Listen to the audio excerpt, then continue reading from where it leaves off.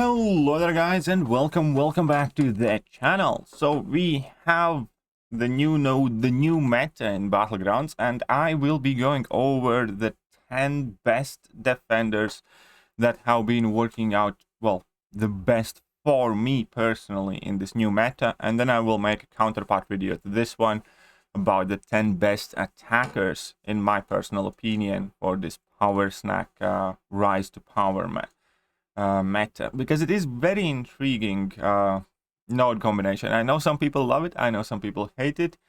I actually quite like it, to be honest, but let's just get to it. So I will not rank these in any order in particular, except maybe the top pick. I think the top pick is quite clear for me personally here, but all of these champions have been putting in crazy amount of work, most of whom also have been excellent offensively. But primarily this video is focused on defense. So we're going to start off first off with Domino. Now, the thing that makes Domino hard is obviously when she goes lucky. And she has a chance to go lucky whenever she feels a bar of power. Now, thanks to the fact that we have two nodes that give her opportunity to gain more power, she is being lucky more often. Then that kind of procrastinates the fight typically more. And Domino has been proving to be extremely difficult champion to take down. And the big difference with Domino in this meta, unlike the previous ones, is that, for instance, even Archangels often struggle with Domino because you have to get in your parry, then you have to knock her down, which enables rise to power, and she obviously has the chance to shrug off those bleeds, and then you have to parry again. If you do, she gains even more power.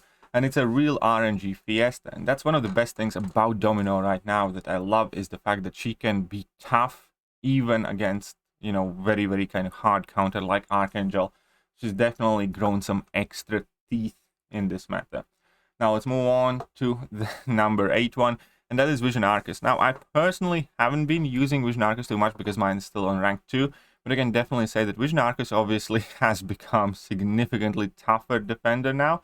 Unless you have like a direct counter like Dr. Doom, you're gonna struggle, and a lot, because obviously the problem aspect of dealing with Vision Aarkus is the fact that he gains a lot of power, and you have to either power control him, which is very hard because he is like 80 or 90% resistant to power burn and stuff like that, or you have to be able to finish out the fights quick. Now obviously with access to more power quicker, most fights typically devolve with you praying to RNGs that this guy throws his special attacks. And once he reaches level 3, you're not safe. You cannot avoid that cold snap damage without an immunity. And once again, Vision Aarkus just perfectly kind of works together with the nodes and becomes a lot tougher champion to deal with. Then the next one is going to be Cersei. Cersei has been a phenomenal defender. Now there are a handful of champions that deal with Cersei typically quite well, but the added extra power and the fact that her special attacks can be unblockable and you are forced to dex, and with that you are typically forced to trigger the power snack, and then still you'll likely want to get in that parry, and if she triggers glancing, then she goes extra tanky. She is a very tough cookie to crack in this meta especially, which is definitely has been one of the MVP defenders all across the board in all of the metas so far. And for Masochism meta, she was actually working out quite well as an attacker also, but here she's definitely defender only. It would be extremely difficult to try and use her offensively. Hyperion is a similar champion. Typically he does work quite well as an attacker. In this meta he really does not. In this meta he's a very dodgy attacker because he triggers ton of buffs and his power gain often gets eaten by power snack, and it's just not a great time. But on defense, all that crazy extra power gain combined with that crazy AI that Hyperion can have in some fights where he just refuses to throw special attacks, unless you have like Dr. Doom or Mr. Fantastic, you're probably going to eat a ton of specials to the face, or you're going to be forced into a very slow fight, which often is enough to ensure victory in Battlegrounds. Next up, Penny. Now, Penny, everybody is going to be like, duh, Penny is obviously, you know, always one of the toughest defenders. I always ban her anyways. But here's the thing. With this node, he's significantly harder to deal with, because problem starts when she gets many of her charges, and that again is contributed to her being able to throw her special ones much quicker, much easier, thanks to Power Snack and or Rise to Power. Now on top of that, I have seen at least 4 or 5 different times in fights where people knock Penny down and push her to level 2. And then if she uses her level 2 while Rise to Power is active, you are forced to block like 10 or 8 or 9 hits on that level 2, and she immediately gets to level 3. So Penny again just gets so much more brutal. If you happen to make that one slight mistake, she's harder to fight in general, just because of Power Snack and extra power and Rise to Power that you're getting. But then there's also the death trap of pushing her to level 2, eating it on a block, and immediately getting level 3 to the face. It has happened to me. It has happened to virtually everybody that I have watched playing Battlegrounds. Penny is so much worse now. Penny is such a scary defender right now.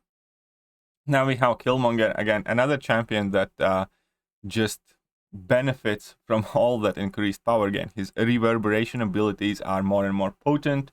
You are forced to bait out more and more special attacks, which means he's going to be getting more of his indestructible charge and more of his counter punch charge. And then it's quite easy to get cornered. And again, even if you use like very good counters against him, you are likely going to either take quite a lot of time because he's a massive tank, or you are going to get cornered and take quite a bit of damage, or take reverb damage. And what's great in this meta about Killmonger is that the best counters to Killmonger that people typically use are way less effective and harder to use, because people typically like to use, for instance, let's say Cosmic Ghost Rider, which is a very tricky champion to use in this meta because you're going to be giving opponent quite a lot of power. People like to use Ghost, where you can still use Ghost, but it's just a lot harder, and again, you would be facing many more special attacks to bait out, and it's just much easier to mess up, so on and so forth. So champions that typically do well against Killmonger often are the Cosmic champions that have access to that armor break. And virtually all of the Cosmic champions, or most of the Cosmic champions, are pretty trash attackers or mediocre attackers in this meta. That's why Killmonger's stock in this particular node setting definitely goes up, in my opinion, as well. Next up is Mr. Fantastic. Now, Mr. Fantastic is phenomenal for this. He's also one of the best attackers that can deal with some of the hardest matchups, like Man-Things and, you know, Hyperions and so on and so forth. But he's also incredibly annoying defender, because his special attacks are unblockable, so you're always pretty much forced to dex. Now, because of it, obviously, there are often quite a lot of debuffs involved, because he can throw more special attacks, there's going to be more debuffs on you, and he's going to be evading like crazy, and you really do need like a very specialized attacker in order to be able to deal with Mr. Fantastic in this meta particular. He definitely has won quite a lot of fights with me, forcing people to time out. Yes, they're going to finish with quite a lot of health, but it doesn't really matter if they time out altogether or take forever to try and bring this guy down. He's just so strong, both offensively and defensively now. Now, moving on is Ebony Maw. And Ebony Maw actually has a very big trick in this meta up his sleeve. And that involves missions of Thanos. I see, nullify a buff from the opponent completes a mission, and whenever you do complete a mission, you deal like a lot of degeneration damage immediately. Ebony Maw has always been a tough defender, but if you are confident playing against him, you could finish the fights with quite high health. That has been completely taken away. You could basically look at going up against Ebony Maw very similar to going up against somebody like Iceman right now, where unless you bring in an immune champion, in this case a champion that is immune to nullify, like Overseer, Mr. Negative, or Omega Sentinel, or something like that, opponent is gonna get its first buff nullified by Power Snack automatically. So they're basically immediately gonna get at least one degen placed on them. And that's already going to deal like 15 or so % damage of their max HP, and then they have to deal with the rest of the fight. When you are fighting more competitive battlegrounds, that 15-20% damage often is pretty much enough to win you the match, even if opponent does manage to fight against him perfectly. So once again, here we are with Ebony Maw just kind of synergizing with that node, and obviously the fact that he's a Mystic Defender, and obviously the fact that he's going to be gaining much more power, be that from MD, be that from anything else, makes him even harder, makes all Mystics pretty much harder. But this specific interaction that basically gives opponent a guaranteed amount of damage and degen damage that virtually nothing and no one is immune to directly is kind of like a hidden ace in a hole quite often. So I do definitely recommend people trying to, benefit from it. And he's been one of the Battlegrounds MVPs altogether. Now, second place is America Chavez. And America Chavez in this meta in particular is actually insane offensively and defensively. The reason she's insane offensively as well is because of her dimensions reducing opponents' ability power rate by 60%. So when you drop 2 heavy attacks every time you trigger Power Snack or Rise to Power or anything else, opponents are actually going to be losing power. Now, obviously in kind of vanilla circumstance with no node, she's pretty much never the best attacker. But with that in mind, considering that you can be extremely aggressive spamming your heavies and special, she's actually a very, very capable attacker. But with all of that on top, with how she gains power throwing her level 1s, and then synergizing with Power Snack, synergizing with Mystic Dispersion, synergizing with Rise to Power, and her special attacks not being that easy to dex always, or at times being unblockable and forcing people to dex, all of that just makes this fight much, much, much bigger nightmare. She's again one of those champions that everybody, as soon as you see America Chavez in Battlegrounds, you need to be very, very aware that she's going to be a completely different beast with these 2 nodes active. And the final champion is the daddy himself. Man-Thing is the MVP in this meta. I think I have won every single fight where I have placed Man-Thing on defense, or almost every single fight. Even if opponent has perfect counter, even if opponent has somebody like Spider-Man 2099, which is, direct hard counter, because you can't place buffs on opponent, which means Power Snack will never be an issue, which means pustules will never be placed on you, and because of his health pool, it's still taking so long to just get rid of that you can often just win against your opponents on time. The reason why Man-Thing is so crazy is because of his Toxic Pustules. You see, Toxic Pustule is a buff that triggers Power Snack. So whenever you do throw your level 1, or whenever Toxic Pustule gets placed on opponent, Power Snack, if it's not on cooldown, will nullify it. At which point opponent's gonna have an armor break and poison inflicted upon them, but that's not it.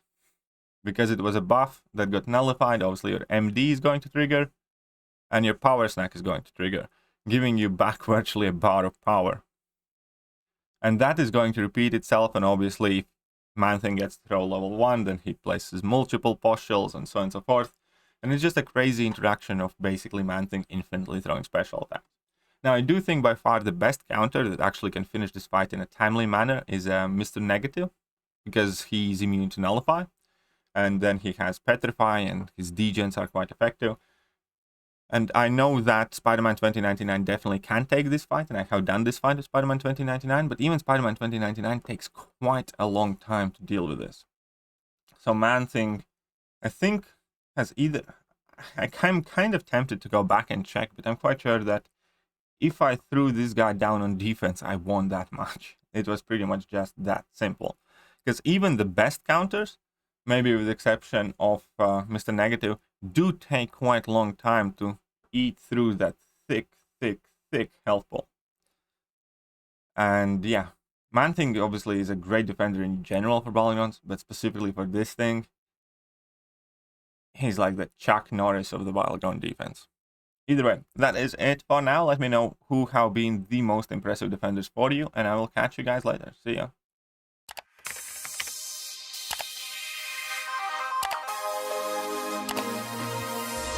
Hello there guys, and welcome back to the channel. So we have all the information about the next